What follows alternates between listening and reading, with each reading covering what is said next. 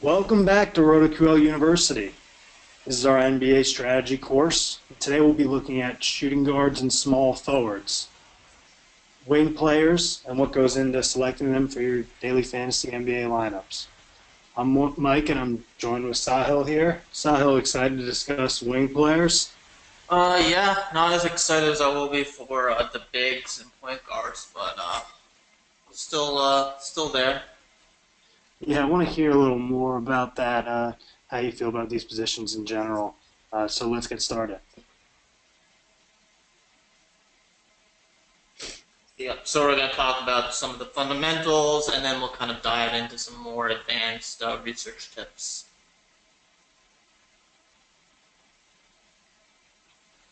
So again, this is a common. Minutes are obviously the most important thing when it comes to DFS NBA. You need your players on the court. Pace again is also very important, and this will be common across all positions. Usage rates are very important for these positions because they'll kind of have people that will not see a lot of usage, just kind of stand in the corner and take threes, or people that will kind of drive the offense. And point guards generally control them, so you'll want to kind of target players on teams that don't have as dominant ball handling point guards. 3-point rates is very important, especially on DraftKings. These positions, especially in the new NBA, are going to be taking a lot of threes, and you want to definitely take advantage of getting 3 points per shot, which is very big if you can get a few, and especially with DraftKings, getting an extra half point there. Defensive versus position is important. One thing you want to keep in mind is that shooting guards and small forwards, you kind of want to mix them together. A team that has a very good defensive rating on a shooting guard, but very bad against small forward, that's probably going to be a lot of noise. I wouldn't put too much credibility into that. Defensive personal fouls, this is important, but less important than you would see for point guards or some of the bigs. And again, the value is very important. You'll see that the average player that comes in when injured is going to score less points than they would for a point guard or a big. But definitely, this is always a situation you want to kind of explore and target when players are injured.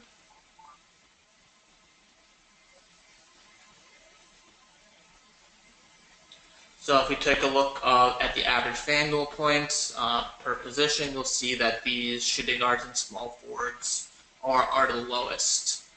This isn't a surprise. They don't pick up as much of the tertiary stats, kind of like assists, rebounds, that point guards and bigs will get. And the depth of this position isn't as big as some other positions. You'll have very cream of the crop at the top, but the depth, once you get past the top 5 or 10 shooting guards and small forwards, there's really a steep drop-off.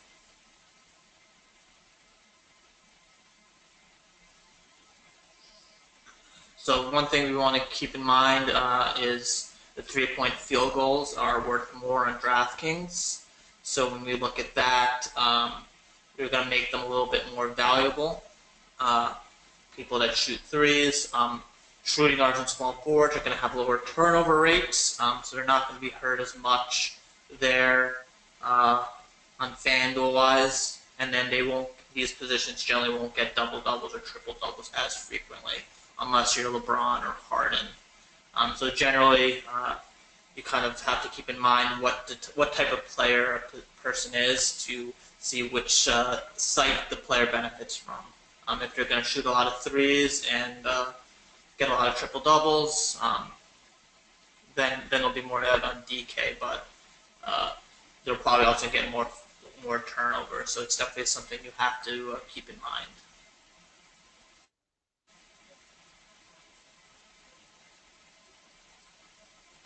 So average stats put up by shooting guards, we'll see that this is generally bad defensive teams are going to give this up. Slow on the wings, the Lakers, Nets, Kings. No surprise to anybody who watched the NBA last year. are high-paced teams, and just not very good defensive teams. And you'll see with the Spurs and the Heat and the Clippers, teams that have pretty good wing defenders and generally pretty good defensively overall.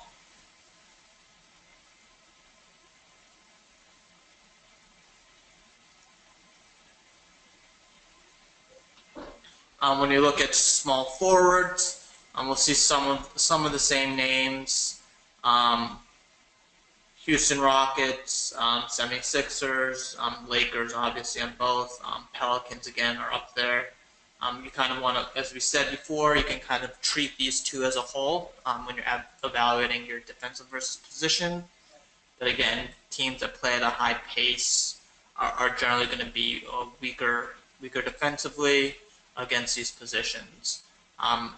One thing you'll notice, obviously the Spurs with Kawhi guarding the small forward generally are going to be really tough, but you have the Thunder and the Cavs putting up very good defensive numbers, and that's partly because you can expend so much energy trying to guard Durant and LeBron that you probably won't have as much energy to play offense. So that's another angle you maybe want to kind of look in a bit more.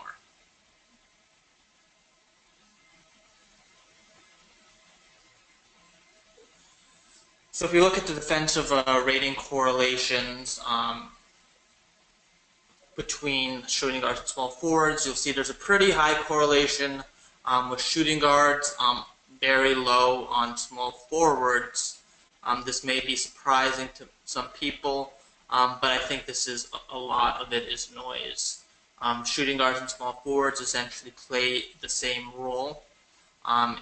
In an offense, small forwards will generally be less offensive-minded in the new NBA, just because of the way that the league is kind of setting up.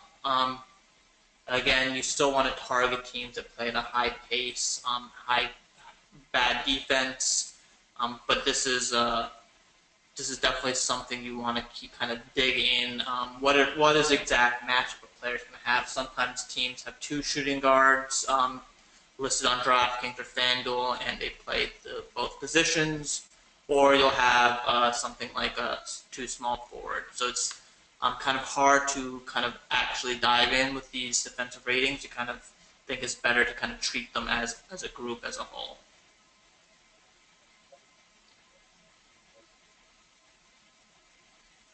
Let's look a little bit deeper, looking at some of the usage rates, and we'll see that shooting guards and small forwards, the correlation between their value and their usage is pretty high.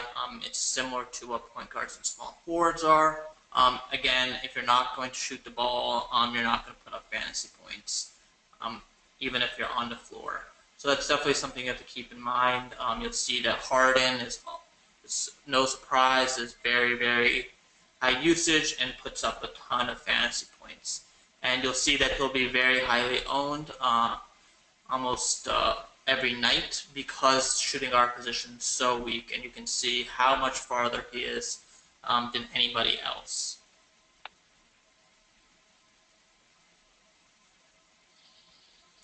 If you look at small forward, again, you'll see that there's a couple that are very, very far out there. Kawhi and Durant come to mind. Will be very interesting to see what happens with Durant this year, moving to the Warriors.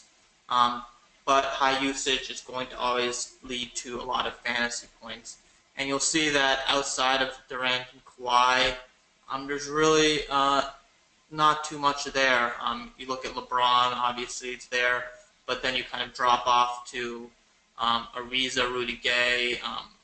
Those players are great, or not great, but are passable, but they're not going to put up as big fantasy points as some of the top point guards or power forwards. So if you're kind of building lineups, I think shooting guards and small forwards are a place you're not going to want to spend as much money.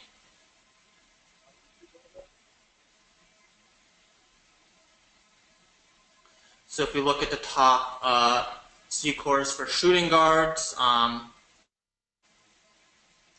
you'll see that we'll have a few different positions here, but you'll see that James Harden number 2, Kawhi number 5, Clay 9. You'll see that there's not a ton of the high Z scores for these positions. You'll see a lot of them are point guards. That kind of reiterates that this is one of the weaker positions. A player like Harden obviously is very good. Kawhi is very good. But this is a place where you generally want to try to save some salary.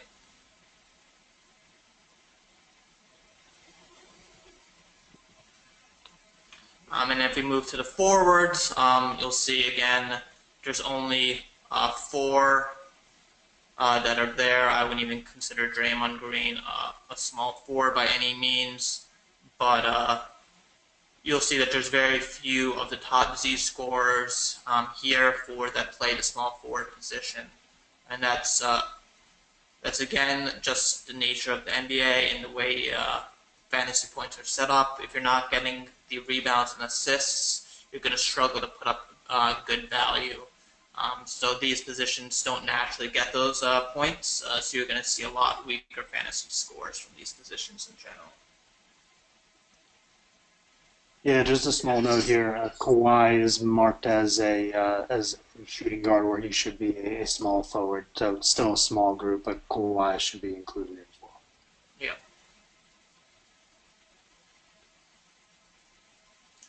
If you take a look at an example here, obviously I just said you may want to save money, but I took LeBron here. Obviously, he's always a good play, especially when he's motivated. Going to Madison Square Garden is going to be something that's important to him, and having an injury to another one of the big 3. I believe Kevin Love was out for this game, so he's going to see an increase in usage and rebounds, and put up a triple-double, a monster performance, something that almost everybody in the field took advantage of with his 88%. And then you look at CJ McCollum, something that we looked at before was the 76ers were pretty weak against wings. CJ McCollum has a very high usage. Obviously, you will not expect him to put up 5 steals with any type of frequency, but he'll be a very good play because of his higher usage.